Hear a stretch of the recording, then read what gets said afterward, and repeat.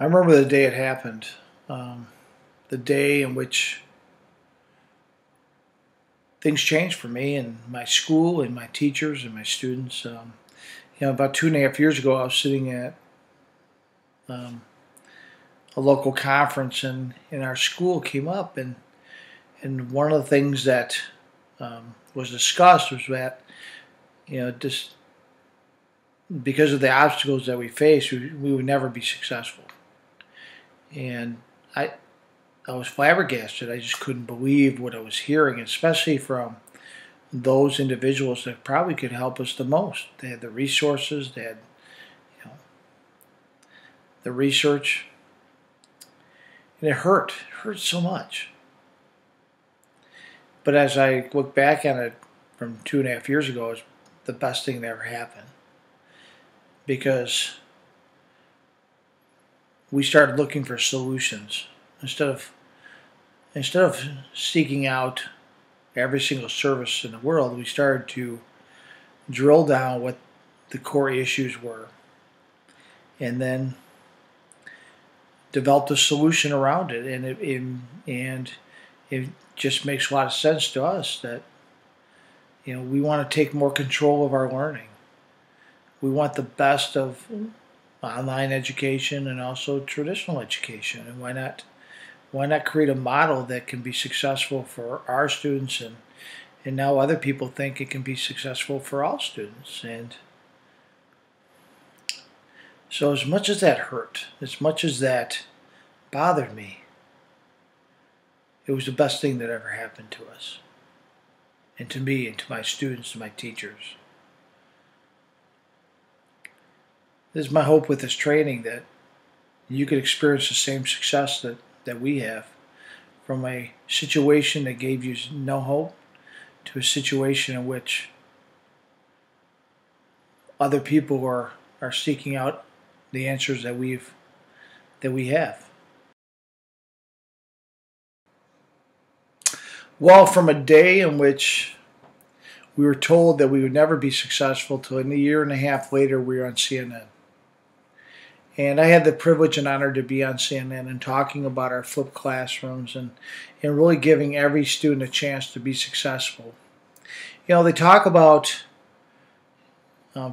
success comes from taking the best from existing models, and I think that's what we have ultimately done. We've taken the best from a traditional model, and the best from an online delivery model, and we've kind of created a new model, a flipped learning model. And it just really begs the question. We don't have to always choose one or the other. In one case, we could just pick the best from both models, and I think that when we look at both models, we start to realize that it's really good that we have a good go-to place to learn, and get help from an expert right then and there. And we receive additional services, such as from a social worker or a counselor, and it's great to have the community involved, the place where the community can go and call their own, and develop relationships with staff and other students. And it's also great that content's available 24/7 and 365, because right now in a traditional building, when the door closes, the expertise is no longer available, and that we can review the information multiple times, and we can personalize it for ourselves, put it in, organize it and personalize it, and also have a very collaborative environment for learning, and which is convenient and efficient, and also independent and self-paced. So there's so many good things with online learning. Well, I think that's what we've done. And I think that's what we've created, this new model of flipped learning, or flipped classroom. And it allows us to get the best of both worlds. So instead of having to choose one or the other, we don't have to. We can just create a model that works well with students and also takes the best of both worlds. So here is a video from Aaron Sands and John Bergman, who are two pioneers in the flipped classroom. They did a flipped classroom experience in their in Colorado, and now speak across this country and internationally about the flipped classroom. So here's John and Aaron.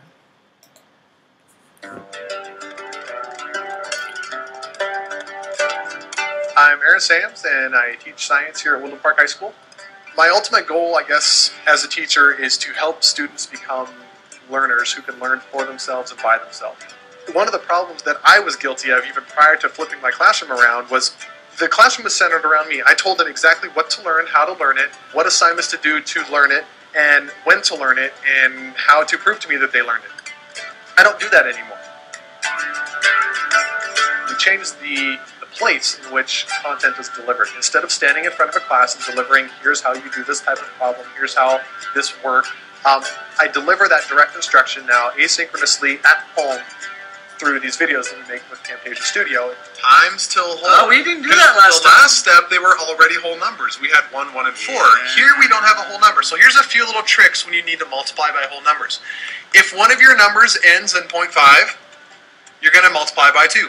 Something 0.5 times it by 2. Right. Okay, write this down, guys. Yes. If something ends in 0.3 or 0.33 or 0.66, you multiply by 3. And when the kids come to class, they don't show up to learn new stuff. They show up to apply the things that they learn at home and to ask me questions about the things they learned at home.